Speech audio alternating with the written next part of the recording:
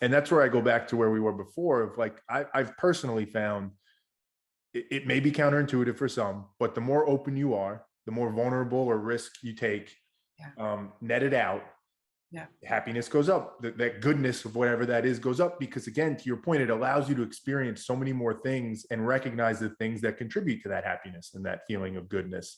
And in many ways, that's so logical, yet still challenging, obviously, as we're talking about. I can give you a really concrete example of that from my life. So I wrote a book about my mother, and it's a memoir of taking care of her at the end of her life. Her life was shorter than it should have been. She died when she was 67. But it wasn't until her late 50s that she discovered her sexuality.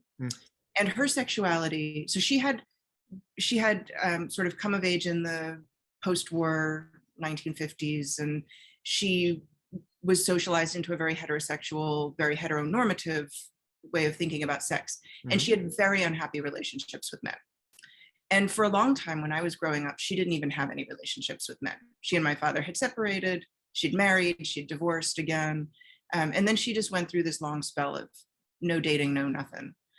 And she came to a point where she discovered, and there's a whole story about how she discovered this that we don't have to go into right now, but she discovered that she actually could really enjoy relationships with men if she was sexually dominant. So she discovered this identity for herself as a dom.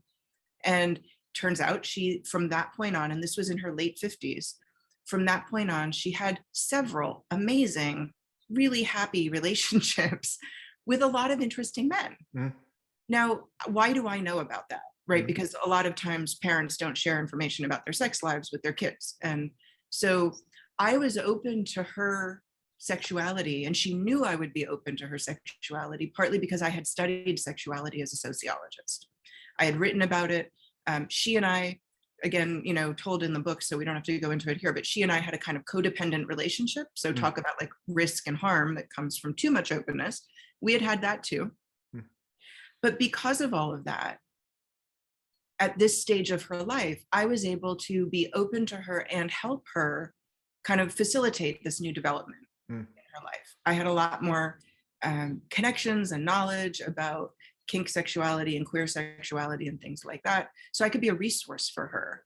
And then what happened shortly, some few years after she made that discovery, was she got kidney cancer. And so then she had to face a lot of potential loss in her life. She ended up on dialysis.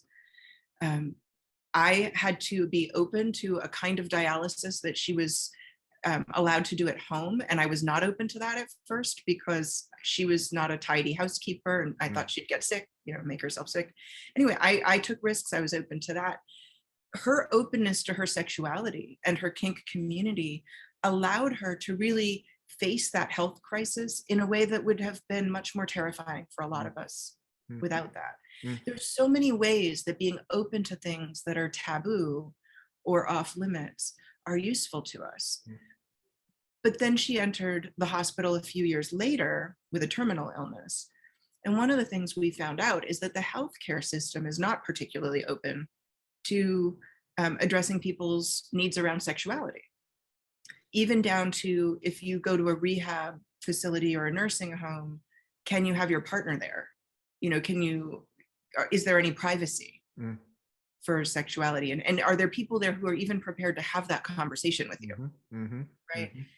The more openness we can create, the more options people have. So openness doesn't have to be about any particular choice that an individual makes. It just expands the number of choices that are available to us.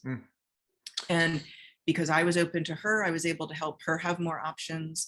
Because she and I were open to each other, we were able to navigate some of this healthcare stuff. It's really fascinating. It is.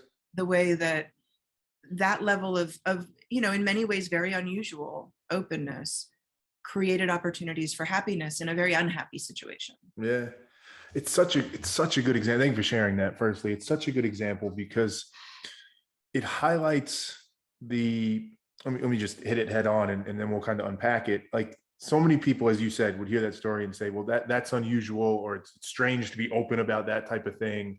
And it's the beauty of conversations like this and actually being open, because if you really start to look at that, you start to identify like what's the you talked about boundaries before. Where are the functional boundaries versus the non-functional boundaries? Because that's a perfect example where somebody would look at it and a visceral reaction from a lot of people would be like, you should never talk to your mom about that. That should never come up. That type of openness is inappropriate.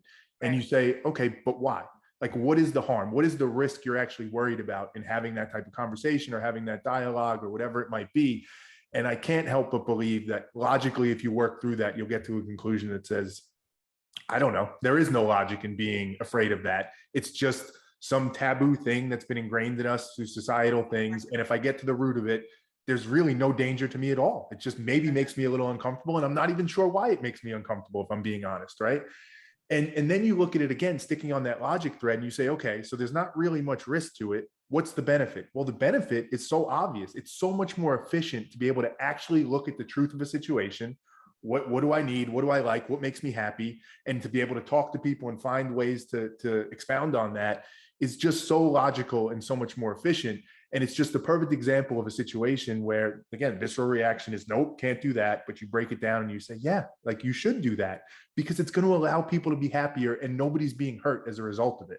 And that's, let's have that conversation. And maybe somebody comes and says, actually, no, society will be worse off. We will devolve as a society if we allow it to be open to talk about these things. Okay, let's be open to entertaining that conversation and see if there's any validity to that. And likely, I think you and I would both agree there's not. But that openness, you could still be cautious. You could still ask questions and figure it out. It just gives you the opportunity to get to the optimal outcome where that closed-mindedness doesn't give you the chance. You have to hope and pray that you're going to get to that right outcome, but it's so much more limited and unlikely when you do it that way.